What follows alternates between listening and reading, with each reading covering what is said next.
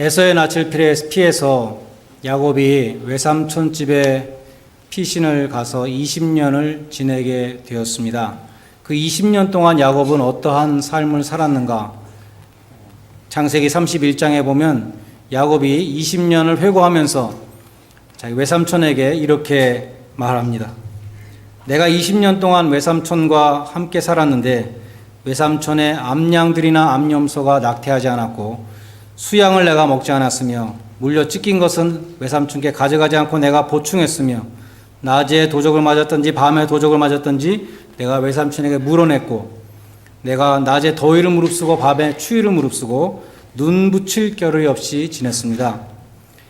내가 외삼촌 집에 거하니 20년 동안 외삼촌의 두 딸을 위해서 14년, 내 양떼를 위해서 6년을 봉사하였거니와 외삼촌께서, 여기가 중요한 것입니다. 외삼촌께서 내 품삯을 10번이나 바꾸셨습니다. 이렇게 말합니다. 한마디로 야곱은 20년 내내 외삼촌에게 속아 살았다는 것입니다. 외삼촌 라반은 품삯에 대해서 계속 말을 바꾸면서 야곱을 이용했습니다. 오늘 본문에는 라반이 그처럼 야곱의 품삯을 속인 대표적인 사건이 기록되어 있습니다. 라반은 신부를 바꿔치기 해서 야곱의 발목을 7년을 더 붙잡았던 것입니다. 처음에 야곱은 외삼촌 집에 도착하자마자 라헬에게 마음을 뺏겼습니다. 17절과 18절에 보면 레아는 안력이 부족하고 라헬은 곱고 아리따우니 야곱이 라헬을 연애하였다 그랬습니다. 안력이 부족했다는 것은 문자적으로 보면 눈에 힘이 부족했다는 것인데 이것이 뭘 뜻하는지 난해 구절입니다. 우리 공동 번역에는 눈매가 부드러웠다 이렇게 번역을 했습니다. 무슨 뜻인지 확실하지가 않습니다. 아마 눈동자가 빛나지 않았던 것 같습니다. 그래서 야곱은 레아에게는 매력을 느끼지 못하고 라헬에게 마음으로 연애했다. 우리 개역 성경에는 사랑했다 이렇게 되어 있습니다. 야곱은 삼촌이 먼저 말했죠. 네가 나를 위해서 이렇게 양을 치며 열심히 봉사하는데 어떻게 공짜로 하겠는가? 나한테 무엇을 원하느냐? 네가 삭을 정해라, 품삯을 정해라 그랬을 때 야곱이 대답한 것입니다. 내가 7년을 일하겠으니 라헬을 나에게 주십시오. 이렇게 얘기했습니다. 그래서 7년 동안 달력에 동그라미 치면서 열심히 일했습니다. 그런데 21절에 보면 기한이 찼을 때 야곱이 당당하게 말하는 것이죠. 내 아내를 내게 주십시오. 7년을 다 채웠습니다. 이렇게 말합니다. 그러나 라반은 좋다고 말하면서 또 혼인잔치를 성대하게 열어준 다음에 신방에 라헬을 집어넣은 것이 아니라 그 언니 레아를 집어넣었던 것입니다. 25절에 야곱이 아침에 깨어보니까 레아더라 이렇게 되어 있습니다. 그래서 당연히 외삼촌에게 가서 따지게 되는 것이죠. 그랬을 때 라반이 26절에 대답합니다. 형보다 아우를 먼저 보내는 것이 우리 지방에서 하는 것이 아니다. 형이 먼저 가야 된다. 이렇게 대답을 한 것이었습니다. 그러나 그것은 껍데기 명분에 불과했고 라반의 진짜 속셈은 27절에 나오는데 라헬도 줄 테니까 7년을 더 일해라 하는 것이었습니다. 라헬 때문에 7년을 봉사했는데 라헬을 주지 않고 레아를 준 다음에 라헬도 줄 테니까 7년을 더 해라. 이렇게 말하는 것이죠. 야곱은 라헬을 사랑했기 때문에 7년을 더 일을 했습니다. 그래서 이 라반은 사기 결혼을 통해서 야곱의 발목을 7년 더 묶어 놓았다는 것입니다. 라반이 야곱을 속여먹는 장면을 보면서 우리는 묘한 느낌을 받습니다. 발목을 잡은 자라는 발목 잡기에 명수였던 이 야곱이 발목을 잡힌 것이죠. 속이는데 이 명수였던 형으로 분장해가지고 아버지를 속였던 이 야곱이 자기 동생으로 분장한 언니에게 속은 것이죠. 그래서 속이는 자가 속은 자가 된 것입니다. 야곱은 자기가 행한 대로 받았습니다. 복음서에 보면 가룟 유다가 대제사장의 그 하속도를 끌고 예수님을 잡으러 왔을 때 베드로가 칼을 빼가지고 그 대제사장의 하속 가운데 말고라는 사람의 귀를 쳤습니다. 그때 예수님이 검을 다시 꽂으라 그러면서 검을 가진 자는 검으로 망한다. 칼을 쓴 자는 칼로 망한다. 이렇게 말씀하신 것이죠. 사도 바울도 갈라디아서 6장 7절에서 스스로 속이지 말라. 하나님은 조롱을 받는 분이 아니기 때문에 사람이 무엇으로 심든지 그대로 거두게 하신다. 그렇게 말씀합니다. 우리가 착각하는 것이 뭐냐면 이 죄에 대해서 착각하는 것이 있습니다. 무슨 죄든지 회개하면 하나님이 용서해 주신다. 죄를 가볍게 생각하고 일단 죄를 짓고 또 회개하자. 정말 회개한 사람이 또 죄를 질 수 있는 것이 아니겠죠. 그러니까 진짜로 회개 안 했으니까 또 죄를 짓는 것인데 죄를 가볍게 여기고 회개하면 되지라고 생각하는 것입니다. 분명한 하나님의 약속은 우리가 회개하면 예수님의 십자가 피로 우리의 죄를 사하여 주신다. 그것이 분명한 하나님의 약속이고 복음인데 우리가 한 가지 꼭 기억해야 될 것은 하나님은 용서하시지만 죄에 대한 대가를 치르게 하신다는 것입니다. 하나님은 우리가 잘못한 것에 대해서 대가를 물으십니다. 불순종함에 대해서 십계명에 보면은 자손 3, 4대까지 책임을 묻겠다. 그런 말씀도 있습니다. 하나님은 우리의 죄를 다 용서해 주시지만 우리가 저지른 잘못에 대해서 대가를 치르게 하신다는 것입니다. 성경에서 대표적인 예로 다윗을 들 수 있습니다. 다윗은 자기 부하 우리아의 아내 밧세바에게 음욕을 품고 간음죄를 지었습니다. 그런데 밧세바가 그로 인해서 임신을 하게 됐죠. 그래서 다윗은 이 임신한 것을 그 남편하고 사이에서 생긴 아이로 꾸미기 위해서 작전을 세웠습니다. 밧세바의 남편을 전쟁터에서 빨리 오라 그래가지고 이 우리아라는 장수였는데 빨리 특별 휴가를 줄 테니까 집에 가서 발 씻고 자라 이렇게 말을 했습니다. 근데 우리아는 다윗의 속도 모르고 집으로 가지 않고 왕궁 문에서 잠을 잤습니다. 다윗이 불러가지고 넌 왜 집에 안 가냐? 집에 보내는데 왜 안 가냐고 물었습니다. 이 우리아는 충신이었죠. 지금 전쟁터에 여호와의 언약궤가 나가 있고 우리 동료들이 지금 피 흘리며 싸우고 있는데 내가 어떻게 집에 가서 먹고 마시고 우리 아내 처와 함께 자겠습니까? 이렇게 말을 하는 것입니다. 다윗은 마음이 급해졌습니다. 그래서 자기의 신복이자 총사령관이었던 요압에게 비밀 편지를 써서 지령을 내렸습니다. 이 우리아를 맹렬한 싸움에 제일 앞에 내세우고 너희들은 다 뒤로 빠져서 저로 하여금 적군의 화살에 맞아 죽게 하라. 이렇게 말했던 것입니다. 우리아는 그렇게 장렬하게 전사를 했습니다. 이 다윗은 간음죄를 감추려고 하다가 더 큰 죄를 짓게 된 것이죠. 하나님의 보내심을 받은 나단 선지자가 다윗에게 와서 이렇게 말합니다. 지금 바깥에서 이런 일이 일어났는데 어떻게 하면 좋습니까? 한 성에 부자와 가난한 사람이 있는데 부자에게는 정말 소와 양이 많이 있고 가난한 사람에게는 딱 암양 한 마리가 있었습니다. 이 암양 한 마리밖에 없는 가난한 사람은 이 암양을 너무 사랑해서 같이 먹고 같이 자고 딸처럼 그렇게 키웠습니다. 그런데 어느 날 부잣집에 손님이 왔는데 이 부자가 자기 집에 있는 수많은 양과 그 소를 다 놔두고 해필이면 가난한 사람의 하나밖에 없는 암양을 뺏어서 그 양으로 손님을 대접했습니다. 여기까지 듣고 있었던 다윗이 뭐라 그랬습니까? 그런 놈은 반드시 죽여야 된다라고 노발대발했을 때 나단이 곧바로 그게 바로 당신입니다 라고 말했다는 것입니다. 그게 바로 당신입니다. 다윗은 그 자리에서 회개했죠. 내가 정말 하나님께 범죄했다라고 회개했습니다. 회개한 그 회개 시가 시편 51편에 유명한 다윗의 참회 시가 있습니다. 다윗이 정말로 회개했을 때 나단 선지자 그 자리에서 하나님께서 당신의 죄를 사하셨습니다라고 선언했습니다. 죄 사함을 선언함과 동시에 죄에 대한 대가를 또 선언했습니다. 그것이 무엇입니까? 칼이 당신의 집에서 영영이 떠나지 않을 것이며 당신의 부인들이 백주에 다른 사람에게 강간을 당할 것입니다. 이렇게 말했습니다. 당신이 사람을 죽였기 때문에 당신 집에 칼이 떠나지 않을 것이고 당신이 남의 아내를 빼앗고 간음을 했기 때문에 당신의 부인들이 강간을 당할 것이다. 이렇게 말을 했습니다. 그래서 다윗의 집에는 다윗은 평생 전쟁을 하였고 손에 피를 묻혔으며 또 자기 자식들끼리 서로 죽이고 아들 압살롬이 아버지 다윗의 왕위를 뺏겠다고 쳐들어와서 사람들이 보는 앞에서 자기 아버지 다윗의 부인들을 강간했던 것입니다.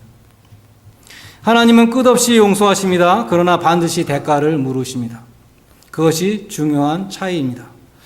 우리는 하나님이 죄를 용서하시면 다 해결된다, 끝, 내 죄는 더 이상 아무 상관없다라고 생각하기 쉬운데, 하나님은 용서하시지만 대가를 물으신다는 것입니다.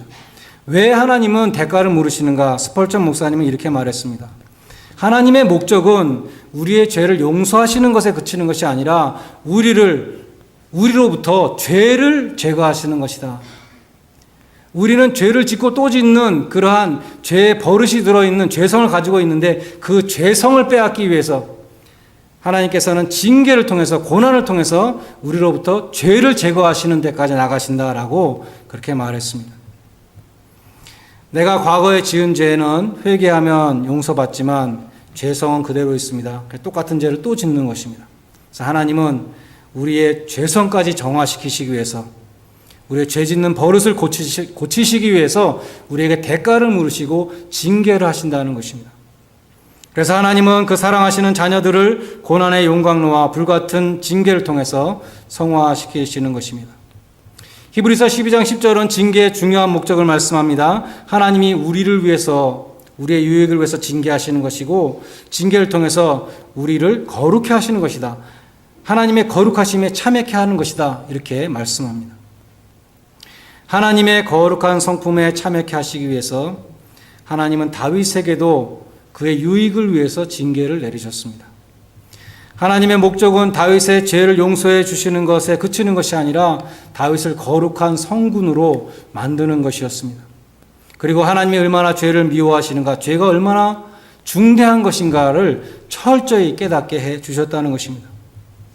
속이는 자 야곱도 속는 자가 되어서 자기가 심은 대로 거뒀습니다. 나중에는 자기 아들들에게 속았죠. 자기가 아버지를 속인 것처럼 아들들이 옷을 갖고 와서 요셉의 옷입니다, 이렇게 짐승들이 물어 죽였습니다, 이렇게 속였습니다. 그리고 야곱은 평생의 험난한 고난의 삶을 통해서 성자로 성화됐던 갔던 것입니다. 하나님은 디스플린을 통해서 야곱을 성자로 만드셨다는 것입니다. 오늘 본문에서 또 한 가지 눈에 띄는 것은 야곱이 속은 것을 안 다음에 삼촌한테 가서 따질 때 뭐라 그랬냐 하면, 외삼촌이 어찌 이같이 나에게 행하셨습니까? 외삼촌이 나를 속이심은 어찌미십니까? 왜 나를 속였습니까? 라고 따지고 있습니다. 만약에 그 자리에 에서가 있었다면 뭐라고 그랬겠습니까? 너는 왜 나를 속였느냐? 그러지 않았겠습니까? 야곱은 자기가 형을 속인 것은 전혀 기억하지 않고 외삼촌에게 왜 나를 속였냐고 따지고 있는 것입니다. 사람은 누구나 자신이 잘못한 것은 생각하지 않고 다른 사람의 잘못만 지적합니다. 예수님이 너 자신을 돌아보라 그랬죠. 자신이 남에게 준 상처는 기억하지 않고 자기가 받은 상처만 기억합니다. 은혜는 물에 새기고 원수는 돌에 새겨서 다시는 지워지지 않게 원수는 돌에 새긴다, 그런 말이 있죠. 예수님은 비판하는 자들에게 먼저 너 자신을 돌아보라. 너는 똑같은 일을 하지 않았는가? 예수님은 네 눈에 들보를 보라고 했습니다. 너는 더 큰 일을 하지 않았냐? 먼저 내 눈 속에 들보를 빼라 라고 말씀했습니다. 네가 남을 비판할 때 잠깐 멈추고 그 비판, 그 잘못을 내가 범하지 않았는가 돌이켜보라는 것입니다. 똑같은 잣대를 가지고 너 자신을 헤아려 보라. 너에게도 더 큰 잘못이 있지 않느냐? 예수님은 말씀했습니다. 야곱은 자기가 아버지를 속이고 형을 속이는 이 속이는 자의 정말 대가였는데 그 일은 기억하지 못하고 삼촌에게 왜 나를 속입니까? 라고 문제 삼았던 것입니다.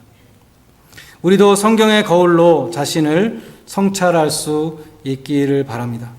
형제의 허물, 형제의 잘못을 지적할 때에 먼저 나에게 똑같은 것이 있지 않은가, 혹은 나에게 더 큰 것이 있지 않은가, 들보와 같은 죄로 가득 찬 나를 주님이 용서해 주셨다, 그것을 늘 기억하고 주님을 찬송하고 또 형제를 용서할 수 있는 저와 여러분이 될 수 있기를 간절히 소원합니다.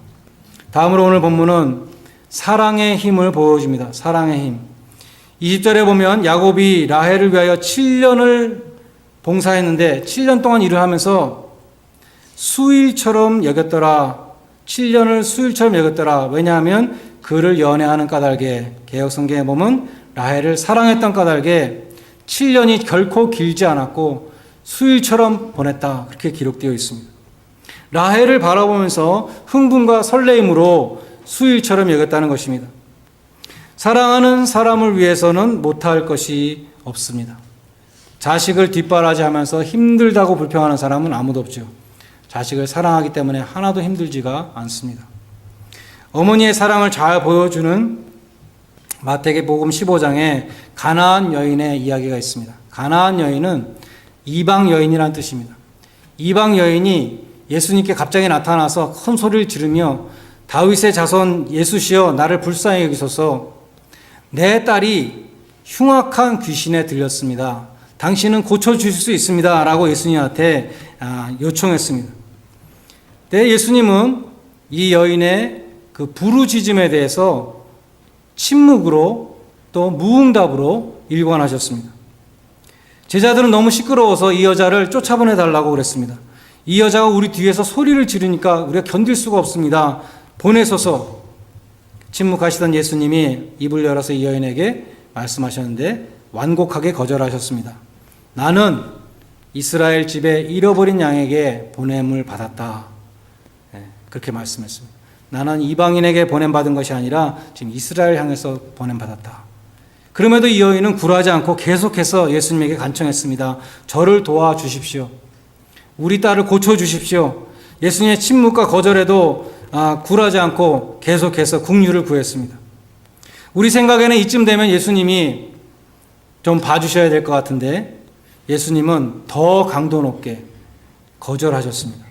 뭐라고 그러셨냐면 자녀의 떡을 취하여 개에게 던짐이 마땅치 아니하니라. 인격 모독이었죠. 이방인은 개라는 것입니다. 얼마나 굴욕적인 말입니까? 그럼에도 이 이방 여인은 굴하지 않고 뭐라 그랬냐면 개들도 주인의 밥상에서 떨어지는 부스러기를 먹습니다. 자녀에게 주실 그 떡의 부스러기라도 나에게 주십시오. 이렇게 말했습니다. 이 여인을 계속 시험하시던 예수님이 드디어 합격 판정을 내리셨습니다. 여자야 내 믿음이 크도다. 내 소원대로 되리라. 무엇이 이 여인에게 그러한 모든 굴욕을 이길 수 있게 했는가 하면 딸 때문이었죠.